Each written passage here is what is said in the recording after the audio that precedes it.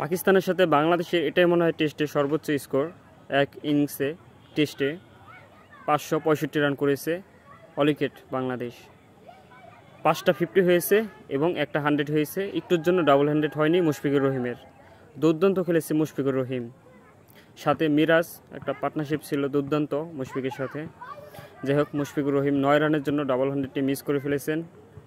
পাকিস্তানের সাথে বাংলাদেশের লিড হয়েছে 117 রানের, যেখানে বাংলাদেশ আজকে বোলিংয়ে সেই প্রথম উইকেট তুলে নিয়েছে শরীফুল ইসলাম।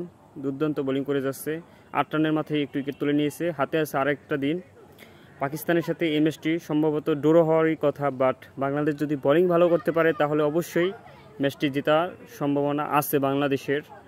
তাই বাংলাদেশ এই টেস্টে পুরোপুরি ডাপতে রয়েছে, কারণ 565 রান করেছে এবং 117 রানের লিড নিয়ে অলরেডি 8 রানে একটু উইকেট পড়ে গেছে পাকিস্তানের। আশা করি এই টেস্টে ভালো কিছু হবে।